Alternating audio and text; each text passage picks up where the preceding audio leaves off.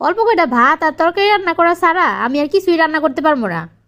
তোমার যদি বাড়তি কিছু খাইতে মন চায় তাহলে তুমি নিজে রান্না করে খাও, আর নয়তো বাজার থেকে কিনে নিয়ে আসো। বউরে, তুমি যদি এরকম করে কথা কও তাহলে আমি কই যাবো কও তো? যেইখানে মন চায় তুমি সেইখানে যাও। তুমি অল্প একটু নুডলস রান্না করে দাও না, খায়া একটু অফিসে যাই। পারবো না, নিজে রান্না করে খাইলে খাও, নয়তো না খাই যাও। ঘরে বউ থাকতেও কি আমি হোটেলে গিয়ে নাস্তা করতাম? হাই রে আমার পোড়া কপাল। ধুর, আজকাল নাস্তাই করবো না, না খাই অফিসে যাবো। আসসালামু আলাইকুম ভাইজান। ওয়ালাইকুম আসসালাম। কিরে ভাইয়া, কি অবস্থা ক? ভাইয়া আমি ডাক্তার দেখানোর জন্য ঢাকায় কিছুদিনের জন্য যাবো, যাইয়া তোমার বাসায় 2-1 দিন থাকবো। বড় ভাইয়ের বাসায় ছোট ভাই আইবো, এই কথা নাকি আবার কোয়া লাগে? চলে আয়। আচ্ছা ঠিক আছে ভাই, তাহলে আমি এখনই রওনা দিতেছি। ছোট ভাইরে তো আসতে কইলাম, আমার নিজেরই থাকতে কষ্ট হয়ে যায়। ছোট ভাইরে দেখলে পরে তো তার ভাবির মুখ একদম কালো হয়ে যাবে না। স্যার, সকাল থেকে দেখতেছি আপনার মনটা অনেক খারাপ।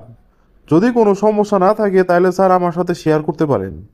নিজের দুঃখগুলা নিয়া নিজেই মরি রে। খালি খালি তোর সাথে এইসব কইয়া কিল্লিগে আবার দুঃখটা বাড়াইতাম। স্যার, আমারে কোন না, দুঃখটা শেয়ার করলে মনটা তো অন্তত হালকা হইব। ঘরের কথা তো বাইরে কওয়া ঠিক না, তারপরও তুই যখন এত করে বলতাছোস তাহলে তোরে কই। তোর ম্যাডাম আমার কোনো কথাই শুনে না। তার কথা হইতাছে কয়টা ভাত তরকারি রানবো আর কোনো কাজই করবো না। এইদিকে আবার আমার ছোট ভাই আসতেছে বাসায়, সে তো তার জন্য ভাত তরকারি কিছুই রানবো না। তাইলে তো বড় ভাই হিসেবে আমার কোনো মান সম্মানই থাকবানে না। স্যার, ঘরের বউ কথা শুনে না, এটা তো স্যার আপনার একার সমস্যা না। এই সমস্যার কারণে অনেক হাজার হাজার পুরুষ জ্বলা পুড়ে যাইতেছে। আপনার একটা স্যার সিস্টেম কই, বাড়িতে গেলে কি করবেন শুনেন।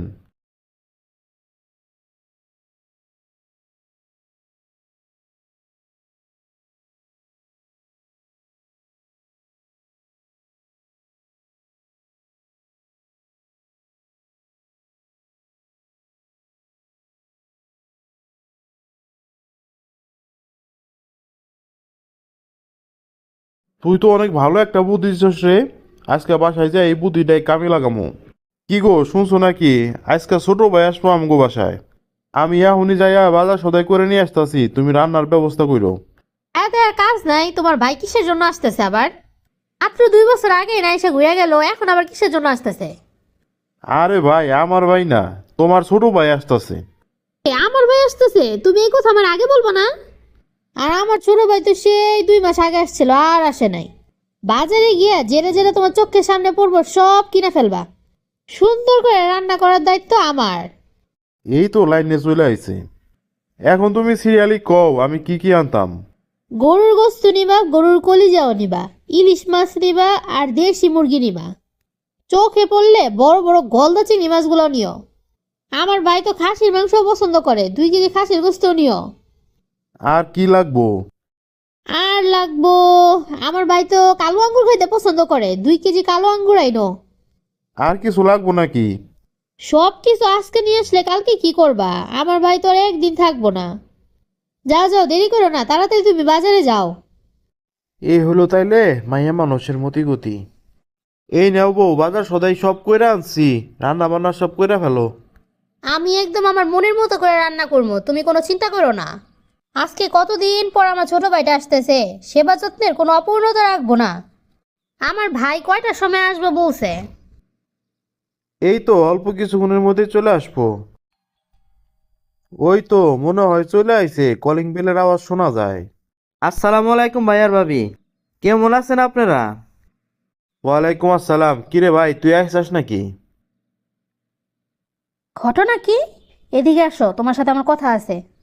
ভাই তুই একটু বয়, আমি একটু আসতেছি।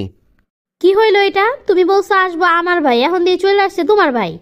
আমার ভাই আর তোমার ভাই এর মধ্যে আবার পার্থক্য কিসের? কথা কি তাইলে এটাই হইলো নাকি? শেষ পর্যন্ত তুমি আমার সাথে মিথ্যা কথা বললা। আমি আমার এই অসুস্থ শরীর নিয়ে এত কিছু রান্না বাড়া করলাম আমার ভাইয়ের জন্য। যাও, তোমার বাইরে তুমি মেহমানদারি করো, আমি কোনো মেহমানদারি করতে পারবো না। কি আর করবো, আর ভাই যখন আমার তাইলে তো মেহমানদারি আমারই করা লাগবো। ভাইয়া ভাবি কই গেল, দেখতাছি না যে। হে আর কোষ না, তোর ভাবির শরীর খারাপ, হঠাৎ মাথায় চক্কর দেওয়া উঠছে, তাই এখন বিশ্রাম নেয়। ও আচ্ছা।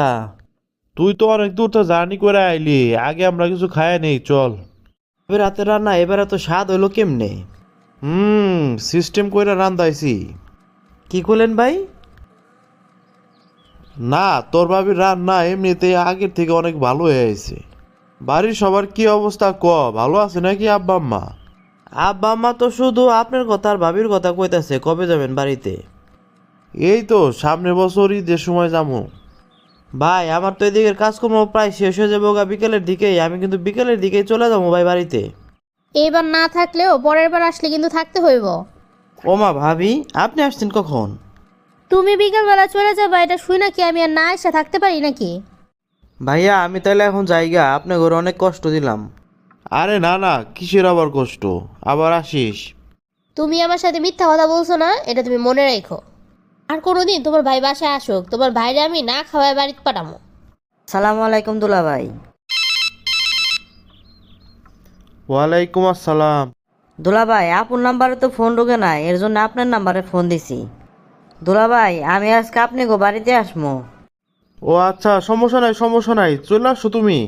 ওগো শুনছো নাকি তোমার ছোট ভাই আসবো আজকে। বাজার কি কি লাগবো আমারে কও, আমি গিয়া নিয়ে আসতেছি। ফাও কথা তুমি আর একটাও বলবা না, ঘরে সব বাজার সদাই আছে, কোনো কিছু বাজার করা লাগবে না। সত্যি বলতাছি, তোমার ভাই আসবো আজকে। আমার ভাই আসলে ওই হুদা তরকারি দিয়ে ভাত খাবো, কিচ্ছু আনা লাগবো না। ওই যে তোমার ভাই মনে হয় আইসা পড়ছে। দাঁড়াও তুমি বসো, আমি গিয়ে দেখি সত্যি সত্যি আমার ভাই আসছে কিনা। এ আপু কি অবস্থা, ভালো আছো নাকি? কি রে ভাই, তুই দিকে কোনো খবর না দিয়ে চলে আসছস? দুলা ভাইরে আমি ফোন দিছিলাম, সেই তো কইলো আসার জন্য। দুলা ভাই কি তোমারে কিছু কয় নাই? আমার তো বলছিল, কিন্তু আমি তো ভাবছি যে শয়তানি করে কইছে নাকি এই কথা। এখন দেখি সত্যি সত্যি তুই চলে আসছস। আপু আমার না অনেক ক্ষুধা লাগছে, ভাত দাও। আমার ভাই তো এমন টাইমে ভাত খাওয়ার কথা কয় না, আজকে তরকারিও নাই তেমন।